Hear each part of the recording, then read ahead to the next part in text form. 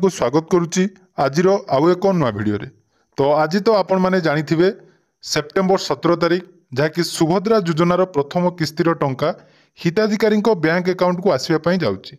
दीर्घ दिन संघर्ष पर सुभद्रा योजनार ऑनलाइन आवेदन ठारू एपर्यंत बहुत सारा विभिन्न प्रकार घटना घटी कौटी जनसेवा केन्द्र में लंबा लाइन आधार केन्द्र में लंबा लाइन एवं बहुत सारा जहाँकि सुविधा असुविधा आसी किंतु ताकू आज गोटे नुआ पूर्णांग करने मान्यवर प्रधानमंत्री द्वारा सुभद्रा योजनार प्रथम किस्तिर टंका योग्य हिताधिकारी बैंक अकाउंट को डीबीटी माध्यम आसवाई जाऊँगी। तेणु समस्त माँ मैंने जो मैंने सुभद्रा योजन ऑलरेडी आवेदन कर सारी से बैंक अकाउंट को आज जहाँकि सुभद्रा योजनार प्रथम किस्ती 5,000 टंका आपण मानक बैंक अकाउंट को आसीबो। पूर्वर जो टेस्टिंग भाव में 1 टंका लेखाएं आपण मानक बैंक अकाउंट को पठा जाइतिला तो सही आधार में डीबीटी मोड रे आपण मानकर बैंक अकाउंट को यही टंका आसीबो। तो यही टंका केते बेले आसीबो एवं या छड़ा सुभद्रा योजना रे को माने टंका पाइबे एवं आउ गोटे बहुत बड़ अपडेट जहाँकि रही आपण माने जानिथिबे सुभद्रा योजनार जो एसओपी रही कहुला जे प्रत्येक पंचायत रु 100 जन महिला को 500 टंका रखाए अधिक टंका मिलिबो।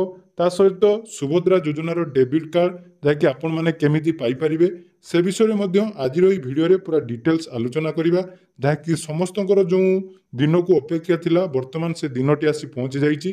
आ मात्र किछि घंटा पर जहाँकि 12टा रु 1टा मध्य आपण मानक अकाउंट रे सुभद्रा योजनार प्रथम किस्तिर टंका 5,000 आपण मानकर क्रेडिट हो जो माने ऑलरेडी 15 तारिख पूर्व आवेदन कर सारी से प्रथम किस्तिर टंका आज मिलवाई जाऊँगी। तो कौन रही अपडेट एवं या सहित आउ गोटे अपडेट जहाँकि रही आवास योजन प्रथम किस्तिर टंका आज बैंक अकाउंट को जीव से गोटे बहुत बड़ खुशी दिन रही। तेणु वीडियो को जमारू स्किप न करी प्रथम शेष पर्यंत निहाती देखिए। चैनल को प्रथम थर विजिट करते वीडियो को लाइक करेंगे, चैनल को सब्सक्राइब करेंगे और पाखे बेल आइकन को क्लिक करी ऑल सेट करदे। तो प्रथम जदि आम कथा आज जेहेतु दुईटी योजनार टंका आसवाई जाऊँगी प्रथम जो बहुत बड़ योजना जहाँकि सुभद्रा योजना तो सुभद्रा योजना को जो अपेक्षा रही मुख्यमंत्री शपथ ग्रहण कलापर कही 100 दिन मध्य जहाँकि सुभद्रा योजनार टंका महिला मान बैंक अकाउंट को जीव तो ताहा आज पूरण होगापी जाऊँगी।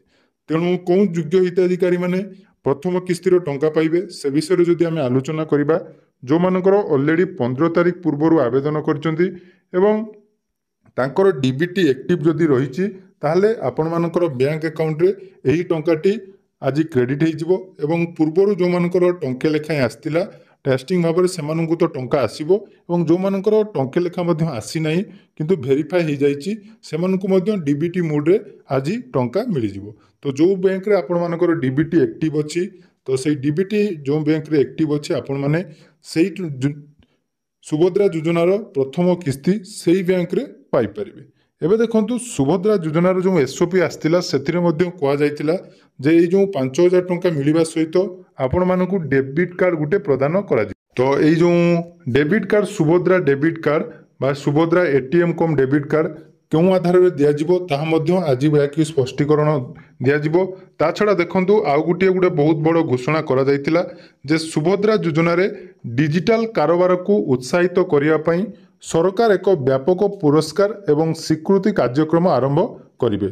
यह अधीन रे प्रत्येक ग्राम पंचायत बा पौरांचल संस्थारू 100 जन महिला जो माने निर्दिष्ट आर्थिक वर्ष रे सर्वाधिक संख्यक डिजिटल कारोबार करिथिबे सेमानंकु 500 टंकार अतिरिक्त लाभ सेमानक बैंक अकाउंट द्वारा प्रदान करा जिवो एवं यह द्वारा गुटे एसओपी मध्ये खूब जल्दी आसीबा पई जाउची। तो सरकार को कहवा अनुसार आपण मानकु जो 5,000 टंका मिलिबो आपण माने बैंक रो जो ट्रांजैक्शन करिवे जदि डिजिटली ट्रांजैक्शन आपण माने बेसी करूचंती ताहले आपण मानकु जाकि एथिरे 500 टंका लेखाए अधिक प्रदान करा जिवो। तो एटा को आधार रे सिलेक्शन हबो बा को मानकु मिलिबो ता परवर्ती समय रे आपण माने जानि परिबे। एवं देखंतु जो टंका आपण मानकु दिया जिवो सेही टंकाटी आपण मानकर डीबीटी सक्षम एकक धारक बैंक अकाउंट रे आधार पेमेंट ब्रिज सिस्टम बा एपीबीएस जहाँकि आम कहूँ से अकाउंट को डीबीटी माध्यम स्थानांतर करा जिवो। एवं आज जो कार्यसूची रही से विषय जदि आम देखा तो प्रधानमंत्री आज महिला मानक पई सुभद्रा योजनार ଯାଇକି ଶୁଭାରମ୍ଭ କରିବେ। ତେଣୁ ପୂର୍ବାହ୍ନ 10:50 ଭୁବନେଶ୍ୱର ବିମାନ ବନ୍ଦରରେ ପହଞ୍ଚିବେ ପ୍ରଧାନମନ୍ତ୍ରୀ। ଏହାପରେ ବିମାନ ବନ୍ଦରରୁ ସିଧା ବସ୍ତି ଅଭିମୁଖେ ଗୋଟିଏ ତାଙ୍କର ରହିଛି ଯେଉଁ ଆମର ଆବାସ ଯୋଜନାର ଟଙ୍କା ମିଳିବ, ସେଇ ଗାଡ଼କଣ ବସ୍ତିରେ ପହଞ୍ଚି 11:15ରୁ 11:45 ଯାଏ ସେଠି ଆବାସ ହିତାଧିକାରୀଙ୍କ ସହ କଥା ହେବେ ମୋଦି। ପରେ 11:45ରେ ଗାଡ଼କଣ ଛାଡ଼ି 11:55ରେ ଜନତା ମଇଦାନ ପହଞ୍ଚିବେ। ତ এই ଜନତା ମଇଦାନରେ ଦିନ 1ଟା ପର୍ଯ୍ୟନ୍ତ ରହିବେ ଏବଂ ବହୁ ପ୍ରତୀକ୍ଷିତ ସୁଭଦ୍ରା ଯୋଜନାର ଶୁଭାରମ୍ଭ କରି କିଛି ମହିଳାଙ୍କୁ ଟଙ୍କା ପ୍ରଦାନ କରିବେ ଏବଂ ତା ସହିତ ବହୁତ ସାରା ଜନକଲ୍ୟାଣ ଯୋଜନା ଯାହାକି ଶୁଭାରମ୍ଭ ହେବ। ତେଣୁ ଦେଖନ୍ତୁ ଯେଉଁ ପ୍ରଧାନମନ୍ତ୍ରୀ ଆସିବେ ସେ ସମୟରେ ଆପଣମାନଙ୍କୁ କେବଳ କିଛି ଲୋକଙ୍କୁ ପ୍ରଥମେ ଷ୍ଟେଜ ଉପରେ ଟଙ୍କା ଦିଆଯିବ। ଆପଣମାନେ ଜାଣିଛନ୍ତି ଏଇଟା ପ୍ରୋସେସ୍ ରହିଛି। ଯେଉଁ ବି ମନ୍ତ୍ରୀ ଆସନ୍ତି ବା ଯେଉଁ ବି ଯୋଜନାର ଆରମ୍ଭ ହୁଏ ସର୍ବପ୍ରଥମେ ଷ୍ଟେଜରେ 5ରୁ 10 ଜଣ ମହିଳାଙ୍କୁ ଯାଇକି ଟଙ୍କା ମିଳିବ। ତାପରେ ଆପଣମାନେ ଡିବିଟି ମାଧ୍ୟମରେ ଆପଣମାନଙ୍କର ବ୍ୟାଙ୍କ ଆକାଉଣ୍ଟରେ ଟଙ୍କା ପାଇଯିବ। ତେଣୁ ଗୋଟିଏ ପରେ ବା ଆପଣ ଅପରାହ୍ନ 1 ପରେ ଆପଣମାନେ ନିଜ ନିଜ ବ୍ୟାଙ୍କ ଆକାଉଣ୍ଟରେ ସୁଭଦ୍ରା ଯୋଜନାର ପ୍ରଥମ କିସ୍ତି ପାଇଯିବେ। ତ ଏହା ସହିତ ଯାହାକି ରହିଛି ଆପଣମାନେ ଗୋଟେ ବହୁତ ବଡ଼ ଖୁସିର ଖବର ମଧ୍ୟ ଆଜି ଆସିଯାଇଛି। ତ ଦେଖିପାରୁ ମାର୍ଚ୍ଚ 8 ପର୍ଯ୍ୟନ୍ତ ସୁଭଦ୍ରା ଯୋଜନାର ପଞ୍ଜୀକରଣ ଚାଲୁ ରହିବ।